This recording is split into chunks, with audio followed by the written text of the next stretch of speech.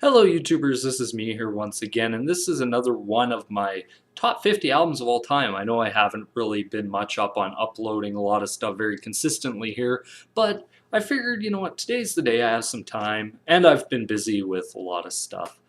Today we are looking at Stevie Ray Vaughan's Texas Flood, which is a very, how would I put, this is a very pivotal musical album in the landscape of blues, and especially blues rock. Maybe I've gotten the comparison a lot that, well, Rory Gallagher was still doing blues rock and all that, the Rory Gallagher thing, but I think mainstream wise, Stevie Ray Vaughan saved the blues.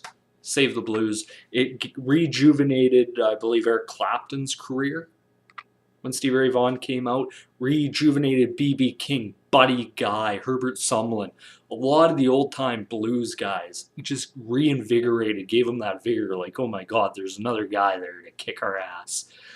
And even in the 80s with glam rock and metal and all that, and synth pop dominating the airwaves, Stevie Ray Vaughan was like a breath of fresh fucking air, and this album was as well. And some would say, how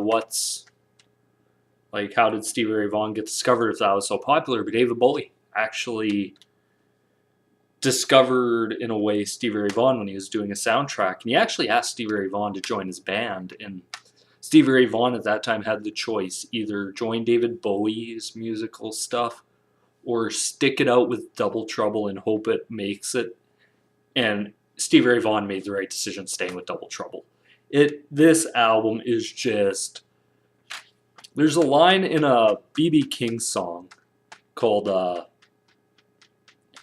Ghetto Woman where he talks about the low down dirty blues, and to me this blues is just awesome. Like, just hear the guitar playing on it is phenomenal.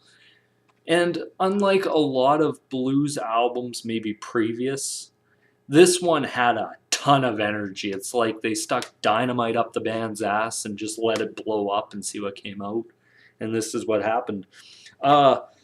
Hit songs off this album: Pride and Joy, Texas Flood, I believe is a pretty good one, Marietta Little Lamb. And to me, the hidden gem off this record is Lenny. In my opinion, one of Stevie Ray Vaughan's most amazingly awesome song he ever recorded. And I'll put it up against any Stevie Ray Vaughan song. Lenny, to me, just had the soul. Now, there was a debate where, was it written for his wife at the time, who he later divorced? And then they asked him afterwards about Lenny and all that. And he said it's the name of his guitar. So that's that. Production-wise, this is a very well-produced record. I have to admit it. It's very, very good. Released in '83. And Stevie Ray Vaughan to this point, and even I believe till today, is still the only unsigned artist to play the Montreux Music Festival, which is a big deal. And the production's really good. The musicianship on this album's really good. Like, Stevie Ray Vaughan doesn't seem at times to overpower the music like most virtuosic guitar players would try and do. Is just like cram a shitload of notes in there.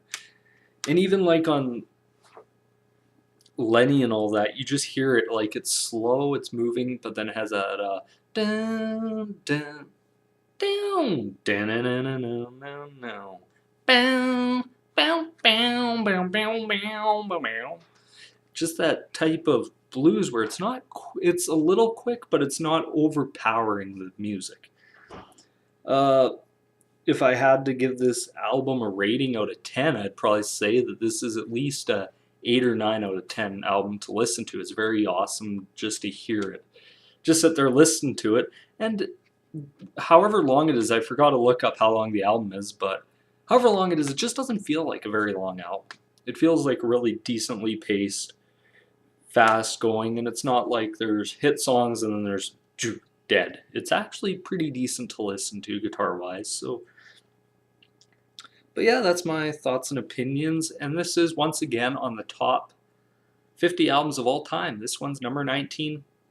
Stevie Ray Vaughan and Double Trouble. Be sure to comment, favorite, subscribe down below. Be sure to look out for other ones. I'm probably going to do my Frank Zappa's next one in the discography next week. Just I've been busy and haven't had time to listen to Lumpy Gravy because there's many versions of Lumpy Gravy out there. But once again, this is Music Soar here. Peace. Peace.